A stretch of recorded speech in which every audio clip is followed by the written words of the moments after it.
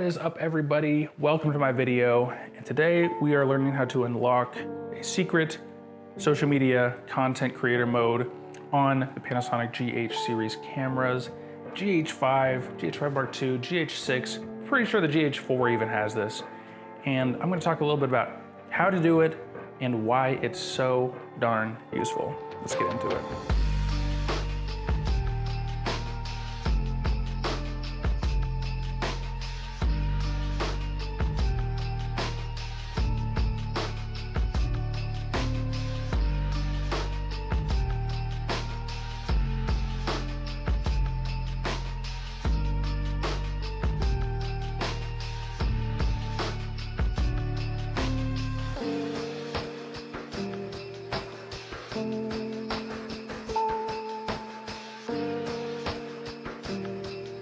It's not exactly a huge secret. You've probably even heard of this mode before, but the people that told you about this mode probably talked about it in a much different way than we're gonna talk about it today. And that is the anamorphic 4x3 mode these cameras have. The reason this is called open gate is because, a lot of movies just add those black bars and call it a day. And the reason Panasonic calls it anamorphic mode is because it makes sense to use a 2x or a 1.8x anamorphic lens to squeeze out the 4x3 image into an anamorphic aspect ratio.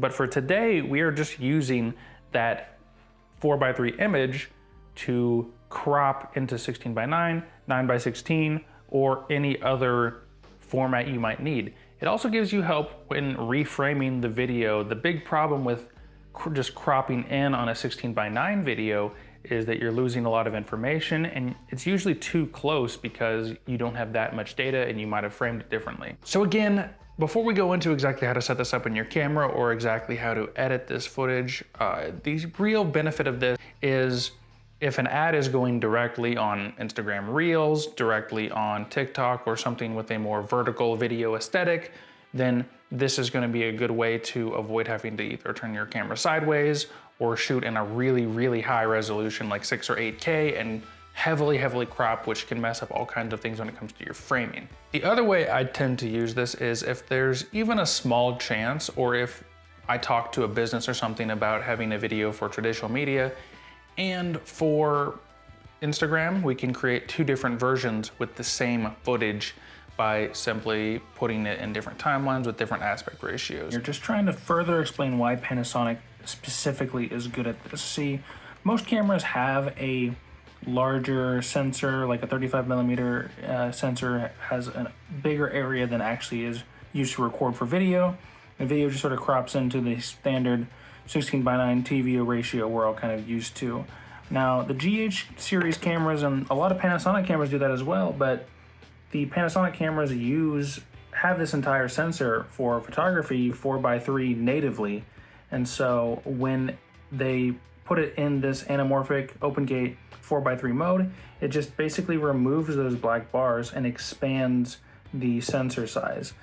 Even Panasonic's full frame cameras don't really do this. They can crop into a more open gate sort of anamorphic mode, but it's in a cropped APS-C for most, if not all, those modes. So the Panasonic GH series cameras are kind of uniquely designed to do this anamorphic open gate, or as we're using it today, social media mode, which I think is really cool. So definitely make sure your Panasonic camera has an anamorphic mode at the very least. And I really do think it's just the GH series cameras and maybe a few select other ones. Now, the old cameras like the GH5 and the GH5S, it was actually just a menu item on the movie mode manual thing, and you just go to anamorphic 4x3. It's either off or there's a selection of all of these, which is not the case in some of the newer cameras. So here we are on the GH5 Mark II, and the only way I'm really seeing to do this is to just go to record quality. If you go to the very top, you can see down here it says anamorphic, or anamor, that's all they could fit in here apparently. You can see that all the top ones are this anamorphic mode. The other way to tell is you can see the aspect ratio up here and that 4x3. If you go to the normal modes, they're gonna say 17 or 16:9, but those anamorphic modes, any of these will give you that 4:3 aspect ratio that we're looking for to achieve this sort of utility. So framing up this video might be a little difficult with the 4:3 because you wanted to get it at least a little bit close and get an idea of what you're doing. So you actually have the ability to set, if you can see here, set some bars at the top and bottom and even put an outline on them if you want to see what a 16:9 crop would look like. And then of course in post you'll have the flexibility to scooch it up and down a little bit, just, you know, for extra flexibility. And then obviously make the 9:16 crop if you need to, but just having those guidelines that work in the 4:3 mode is really helpful and something that I definitely would turn on. And well, one second. And as I suspected, you actually can set a 16:9 or a 9:16, whether you think it's going to, you know, in theory, you would switch this and set up a shot, look at 16:9, look at 9:16, and find a framing that works relatively well for both. But in reality, I think you just are gonna wanna pick one or the other based on what you think is more likely to matter in the edit. So I think I might actually turn on 9:16 like this just to, because it's more restrictive, it's more weird. I'm less used to thinking about this framing when I'm filming. And so this is a little more restrictive in terms of framing. So I might just leave this on. But if I'm like, okay, the main way this is gonna be shown is traditional 16:9, I might leave it on the other way. Pick one, roll with it, and then figure the rest out in post. And yeah, we might talk a little bit more about the edit later, but yeah, anyway. All right, so I thought we'd just do a quick demonstration here in Premiere on how I would edit something like this. So here's the sequence from the beginning. As you can see, it's in 4:3 still. I haven't filled out this 16:9 ratio yet. Like real quick here's the sequence settings. I got it in 23.97, so I can get a 40% slow motion on the 60 frames per second footage I filmed. And it's in 3840 by 2160 here, which is, as you can see, a 16:9 video. So I'm gonna hit OK.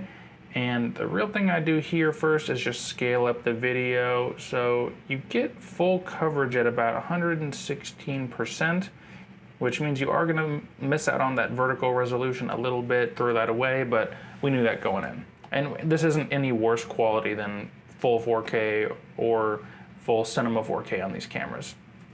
So you can see now that this fills the frame, looks really solid, and yeah, great stuff. But you can mess around with the up and down scale a little bit now. So I can move this up just a little bit, amazing. And then you can even keyframe things. So I would select the position, and as I move out here, you can see the framing gets a little wonky here. So I might go to the end here and just move this up as far as I want to, / as far as I can. And as you can see, because of those keyframes, the first position's there, and then as I move out, the frame digitally sort of tilts down for a much better shot, because, you know, that's kind of the whole point of this thing.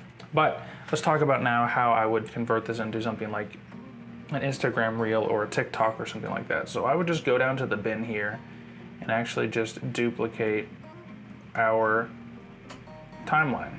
So now I've got a second timeline here, open that up, and I would just go to the sequence settings, and here, just flip these. So instead of 3840 by 2160,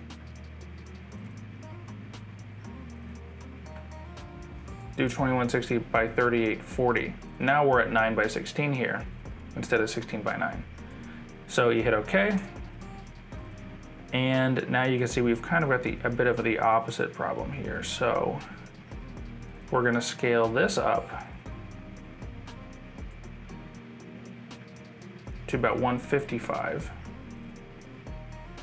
and apply that to everything. And so now we've got a pretty good 16:9 framing. And now instead of framing up and down, you're probably gonna wanna frame left and right here. So you can see that looks pretty good. This one I'm gonna put a keyframe and just slightly adjust it as we go. just to make sure she goes in the center at all times. And you know, just because I went to 155 to make sure there's no black bars, because most of these sites are 1080p, you could go into like 180 or even 200 and be able to get a little vertical recomposition as well. So for example, let's do this shot again.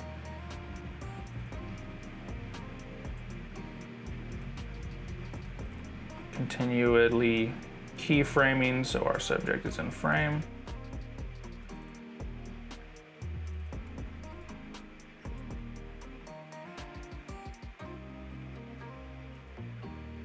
And so that looks pretty good. So it really is just about getting your edit right in one format, converting it to another, and then sort of redoing some of these keyframes to make sure your subject is framed properly. But if you use the guidelines and some best practices, shoot a little wide, most of the time your edit might just be able to drop right into from a 16:9 to a 9:16 or vice versa and work just fine, but you might have to tweak it just a little bit. But yeah, anyway, back to the rest of the video.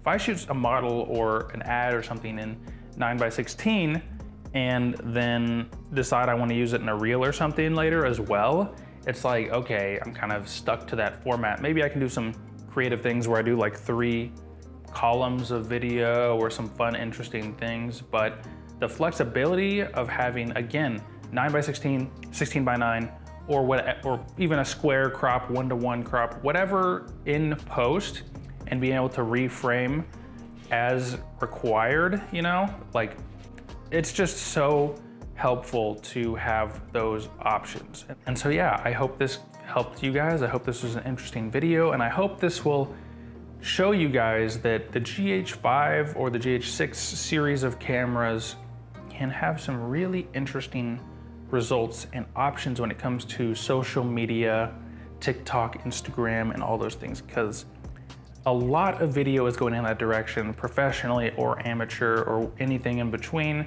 And I think having that flexibility with these cameras is really, really cool, really, really important to keep in mind. Thanks for stopping by, guys, and I will see you in the next video.